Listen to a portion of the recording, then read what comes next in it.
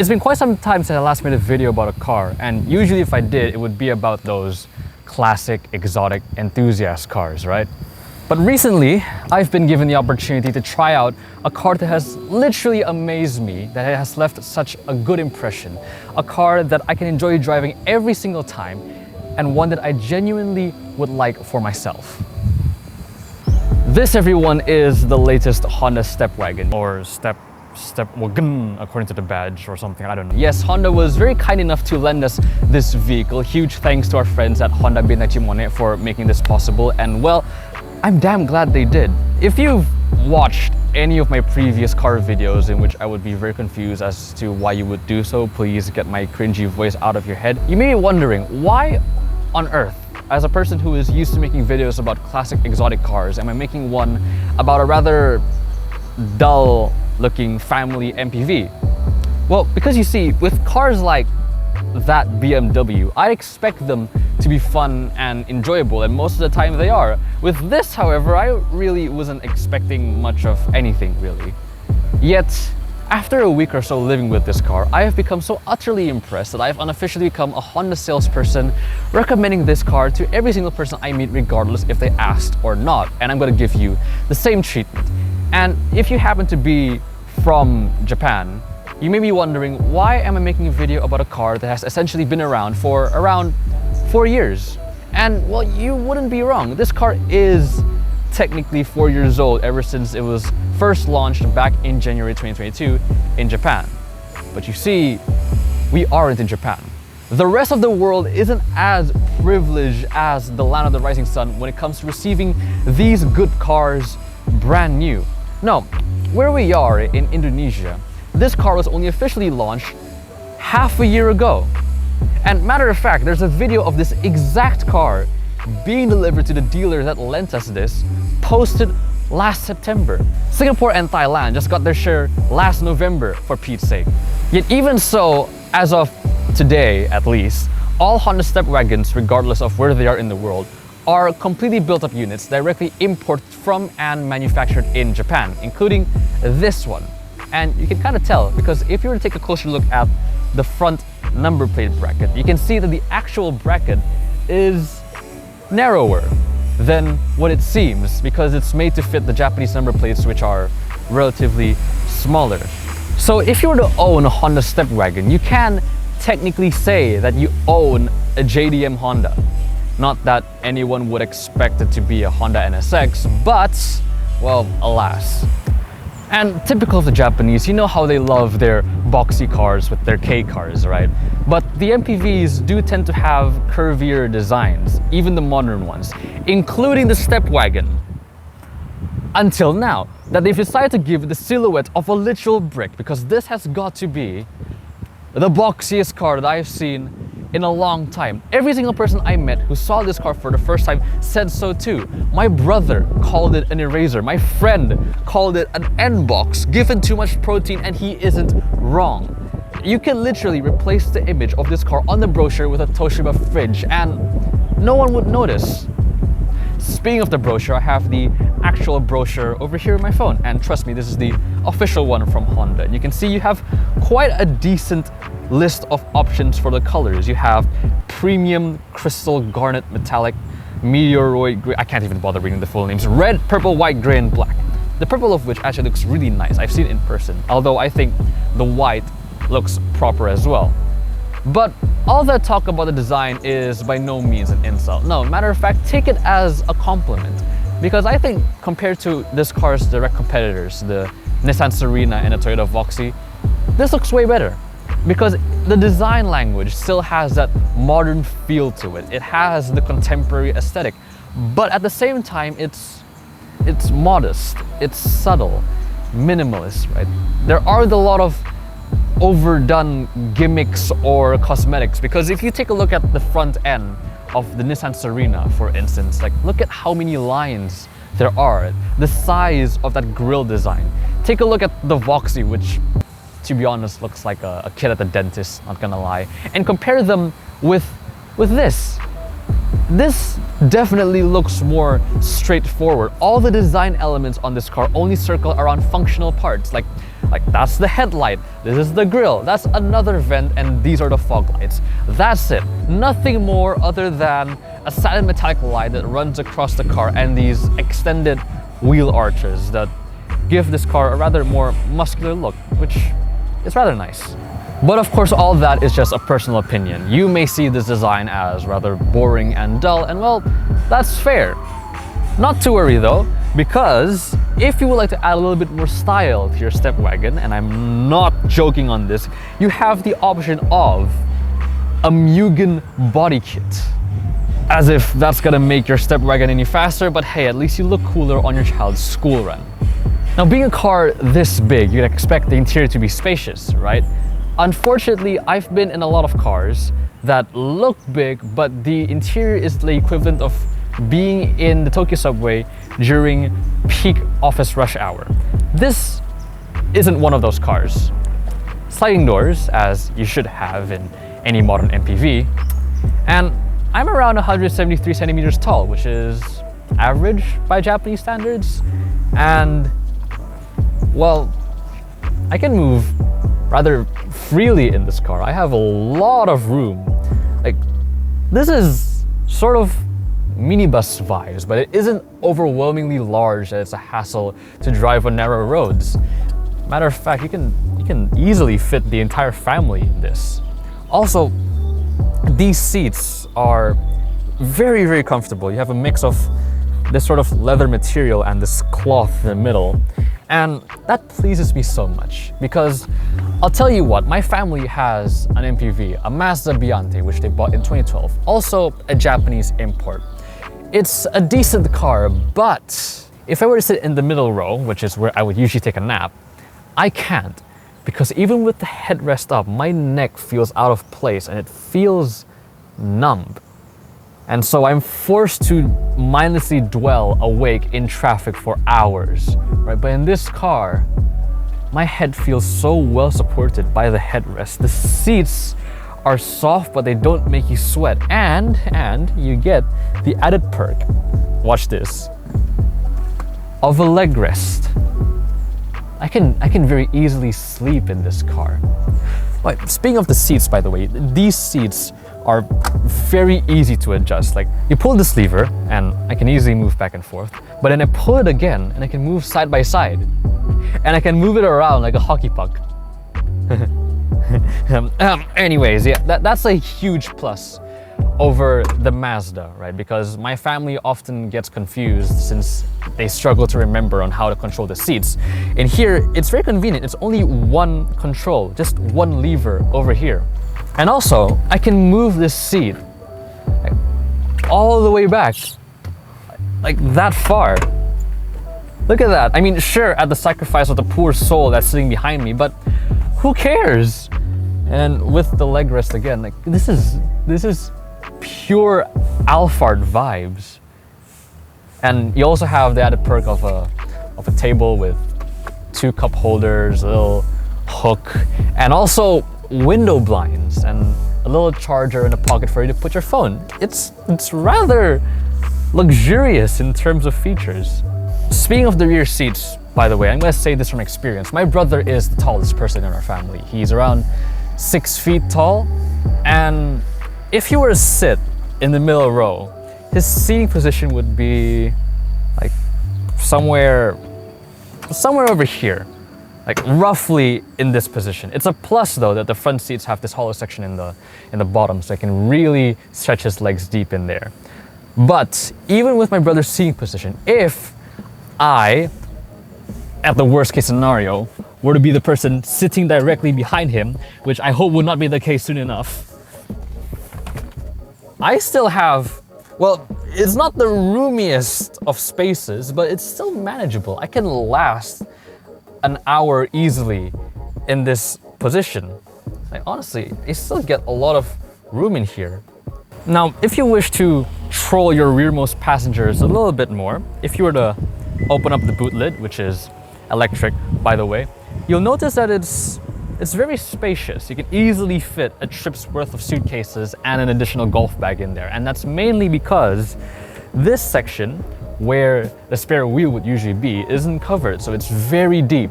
Of course, that means you wouldn't have a spare tire, so you better hope you don't blow one out in the highway. But as spacious as this already is, if I were to pull this tag and do this,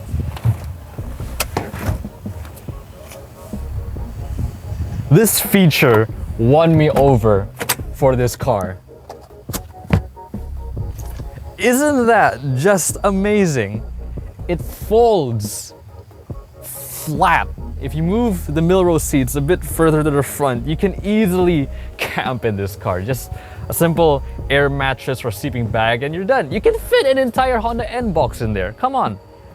My only pet peeve with this car, well, one of a few pet peeves that I'll talk about later on, is that Honda, for some reason, removed the door that was on the left half of the boot lid that you can open up like a normal gate, which, and I kid you not, was called the Waku Waku door. Waku Waku meaning exciting in Japanese. Yes, the popular Anya Forger phrase. That was the name of the door, which I don't know why they removed. That was a huge selling point of the previous generation Honda StepWGN. I really wish they brought it back. The story of practicality actually continues on in the front because, well, Honda thought, well, the people who would use this car are the type of people who would bring a lot of stuff with them, aka my mom. So they decided, well, why don't we just add a little bit more storage space? And well, no, they added a lot more storage space. Like you have storage in the center console here, you have more below the dashboard over here, you have more storage space there, more storage space there, you have another really small drawer to place your coins over here, you have cup holders there and there and there. Really, that's very convenient. But of course, this is no Toyota Alphard, so you really can't expect like the best material quality. Okay, now I'll admit this isn't the most technologically advanced car. You don't get all of the usual gimmicks that you would in a car this year, right? You don't have 360-degree cameras, you don't have electrically adjustable seats, you don't have blind spot warnings, even though there's a little mirror on the passenger side, which I thought was aftermarket, but no, that came original from the factory. Yeah, but all of those little drawbacks don't diminish the driving experience whatsoever because, well, it's enough. You don't need all of that, or at least I don't need all of that in order to enjoy driving this car. And you still have those little bits of innovation that make this car still a rather convenient drive. You still have the full Honda sensing package. For some reason, you have an ion plasma cluster which measures the PM 2.5 levels in your car, which is essentially the air quality, aka pollution. If it's in the red, that tells you that you're going to die soon. And also, and I just realized this while I'm driving, it has cornering lights, which are little lights on either side of the car to turn on if you use the turn signals in their respective directions. Like, that is genuinely genius, really. Speaking of driving, I usually get complaints in my channel because I don't usually drive the cars that I make videos of, and there's a very good reason for that. Number one, I wasn't old enough to drive at the time. Number two, I dared not to drive those really special cars. But today, that changes. Let's go.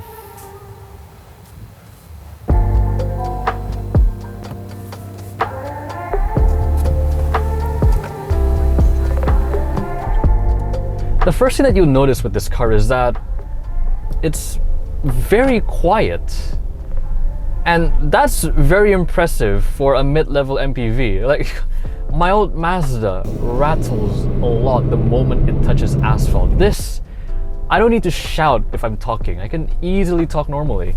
Okay, it's not Rolls-Royce level silent, definitely, but honestly, this is very good already. I can't even tell if there's a motorcyclist next to me complaining about how I cut him off a few kilometers back without using my turn signals. This is genuinely impressive.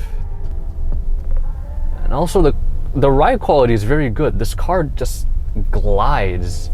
Like, the road surface in Indonesia is not always the best. it handles speed bumps very well, that the recoil is just right, that you don't feel dizzy every time you hit a speed bump. It's very smooth. But another thing that I should commend about this car is the speed, because when I press on the throttle, it moves. It really does move. And I know that sounds silly, but let me say this, all right? In our old Mazda, when we press on the throttle, it feels tired. It feels sluggish. Not in this car. In this car, I can overtake very easily. Like, I'm keeping up with that Mini Cooper in the front very well, and he's driving at quite a decent speed as well. And that makes sense, knowing that this car has the same engine as the big, fat, heavy Honda CR-V. I should remind you though that this car is a hybrid, meaning that there's an electric motor powering this car, and that sort of helps. The electric motor mainly runs when you're driving at low speeds. Being a hybrid also means that this car is very fuel economical. And that is another positive aspect about this car, because you see, despite this car having the aerodynamic form of a literal office building, it is very fuel efficient. We had this car for over a week. I mean, when we first got it, it had half a tank of fuel. And we use it every single day for 7 days straight. My mom used this car to work. And at the end of the week, it still had half a tank of gas.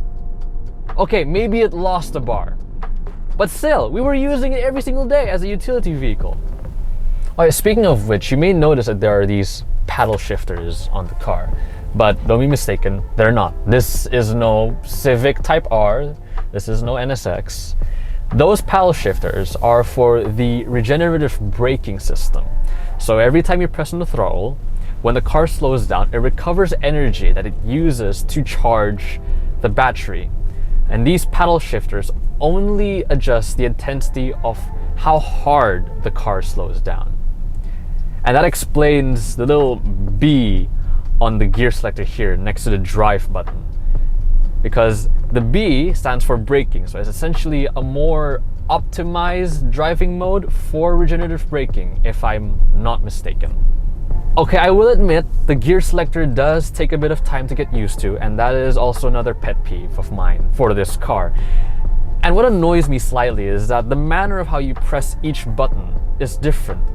Like, of course the drive button will be different in itself, but to press reverse, you press down.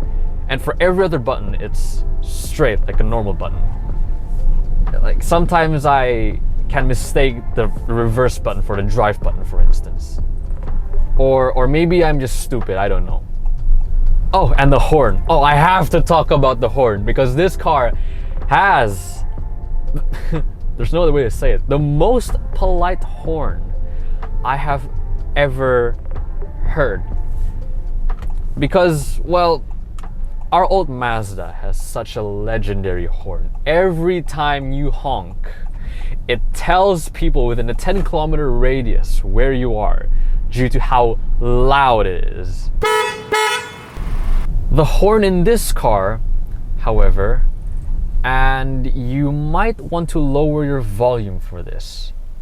Ready?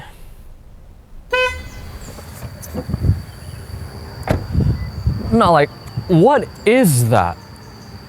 That is the puniest sounding horn I've ever heard in a long time. It's not move, it's move, please. Like, no one is going to take that seriously. Okay, maybe in Japan you wouldn't want to disturb the neighbors, right? Especially if you're in those suburban areas with narrow roads. But if a kid suddenly goes running around in front of you, you'd have to let them know somehow, right? That unfortunately isn't the case in this country. In this country, you'd have to let everyone know that you're on the road and where you are on the road at all times. No one is going to yield to this. This simply won't do. I mean, they could have chosen to make the horn more aggressive for the export markets, knowing how much more aggressive drivers in other countries can be, but no, they instead chose to keep it polite. Much like Japanese people in general. But aside from those minor inconveniences, this car, I believe, ticks all the boxes for a family MPV that you would ever need. It's spacious, it's decently sized, but it's not too big that it's a hassle to drive. It's very fuel economical, it's very practical, very comfortable, and at its current price point, I think it stands on par with the Voxy and the Serena. Matter of fact, in this country, this is the cheapest of the three. So yeah, if you're ever considering getting yourself a new MPV, do consider getting one of these. It's a very good car. That is, if you're lucky enough to be living in one of the few countries that are actually getting this car officially. That being, well, Japan, Singapore, Thailand, Indonesia, Brunei, Hong Kong, just to name a few. Otherwise, you would have to go through a private importer and expect a very high markup on this car. But honestly, yeah, I don't really need a family with a wife and 5 kids to want one of these cars. I need one for myself and the homies. Like, imagine if the boys decide to go out on a hangout. I can easily just pick everyone up in this car. Like, this could be the official bus of the group chat. Who knows?